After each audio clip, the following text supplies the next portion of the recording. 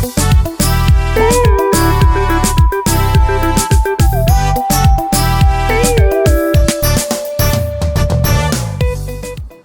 good people. My name is Dr. Rose M, and this is the Save Happy Life channel. Welcome. If you are one of us, a subscriber, welcome back, welcome home. If you are new, feel at home and enjoy the show to the end. We are on youth and drugs, having looked at what our youth are going through in terms of drugs. We started with what we called drugs staycations. And then the last episode, we looked at the effects or impact of a youth or a person who is taking drugs, the effects it has on the family. And today we are looking at something that is still within the line of drugs, and this is the grieving process for a drug user by immediate family member or by immediate family members. Remember, we said that when a person is immersed in drugs or becomes a drug addict, it becomes a huge loss to the family members, and they go through the grieving process as though that person is actually has actually passed on. And today we will look at this grieving process, what a family goes through. Much as to the outsider, it may look as business as usual, normal life in a family, but that family has very intense grieving process that is going through them, and they are not able to understand it. So we shall look at drug addiction by a family member, and we say that it signals grief in the family as a result of loss of expectations. This person could have been, this person would have become, or this person was. Loss of expectation, loss of hope in the person, loss of potential to become, and many other aspects of what the family would have wanted out of this person. And so this sets the family in a grieving process, and they go through the stages of grief. They start with the first one, shock and disbelief.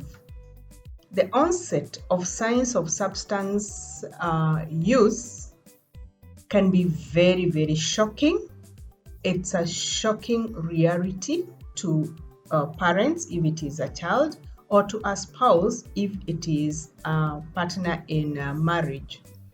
When it is a teenager or a young adult, and the parent starts to realize that this excessive sleep that my son, my daughter has is not laziness, but it is effect of smoking bangi, or the lowered grooming, personal grooming is not a result of laziness, but because of the drugs, or the overeating is not motivated by a healthy appetite, but rather by marijuana, can be very shocking and disturbing to a parent.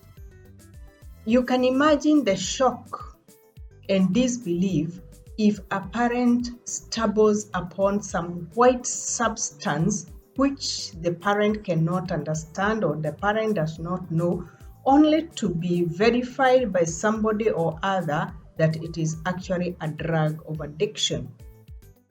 This is what happens to parents when they are summoned in school by the school principal, and the hidden part of the son or the daughter is laid bare on the table. And the parent is told that your son is a bangi smoker, your daughter is on drugs, what goes through the mind of this parent is, it cannot be. You people, you do not know my child. So it's this denial. In a similar situation, if a partner stumbles upon a roll of bangi in a husband's pocket, or dropped in the bedroom by the other spouse, this sets shock and disbelief. Then after the shock and disbelief stage, the family member gets into the stage of bargaining. This is where they hope against hope that really this is not true. This cannot be happening. And this is fueled by the shock, disbelief, and the stigma that drugs carry with in the society. It is more or less like we witnessed in the year 2020, 2021, about the fear of testing positive for COVID, or a schoolgirl who has tested positive for pregnancy. There is that hope that I hope it is reversible. I hope it is not true. I hope the results are wrong. If the parent is told by the school principal that your child is on drugs, they may even demand for a lab test just to confirm that is not the case. This is the bargaining stage. Then all this withers and anger sets in, stage 3. Reality check sets in, and this is when the parent now has been told, has seen, has confirmed that the child, the daughter, the son is actually on drugs. And the parent gets very, very angry. At this stage, if anger is not well managed, these children are battered to smithereens or to injuries or even to death because of what the parent is feeling. It is at this stage when the parent feels totally let down by the child. Wasted effort, all the training, all the counseling, all the good upbringing, it's all wasted. And the child has thrown himself or herself into disgrace, and in the process, disgraced the parents. At this stage, the parents can even, in a fit of anger, throw out the child out of the family home. After the anger comes number 4, sadness. The energy to fuel anger goes down, and with it, the anger dissipates. And anger leaves, when anger dissipates, that energy, that fuel, it leaves within the parent a very horrible feeling of sadness, despair, sorrow, helplessness. This sunken feeling of disappointment, such as it's a feeling of such a child, such a beautiful child, such an amazing child, such a high-performing child getting wasted. This is now sadness, it is sorrow, it is desperation, and it can only be likened inside the parent to, or very close to, actually losing the child in death. The child, to the mind of the parent, is dead because the child the parent knew is totally absent. And it is like it is just a form of a child that is in existence, only awaiting the actual death. This is the desperation that a parent goes through, or a spouse goes through when they realize the reality of the whole drug addiction. And this sadness is actually the rock bottom.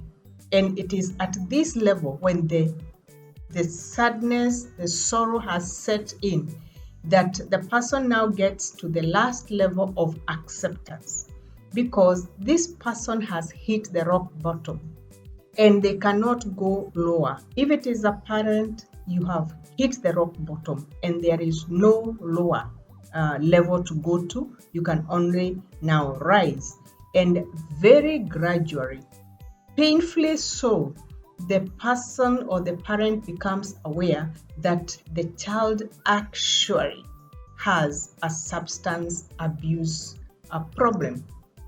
This sets in realization that the parent can now only contribute to the child's recovery. The parent starts to seek help. At first, the parent, because of the stigma that is associated with drug addiction in the society, seeks help in the third person. They may approach somebody and say that a friend of mine has a child who has a problem with addiction. What do you think that friend of mine can do? They do not want to say my. They would rather it is my friend's child. As acceptance sinks deeper and the problem becomes personalized, the parent gradually now owns the whole process and can approach a counselor and say that my child is using drugs. And I really feel sad about it.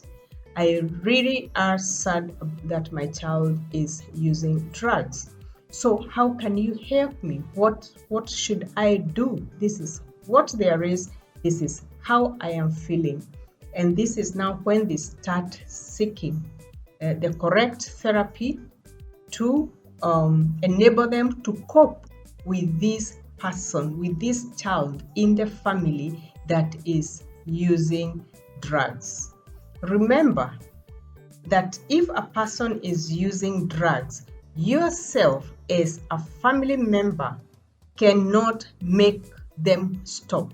Stopping use of drugs is a personal choice.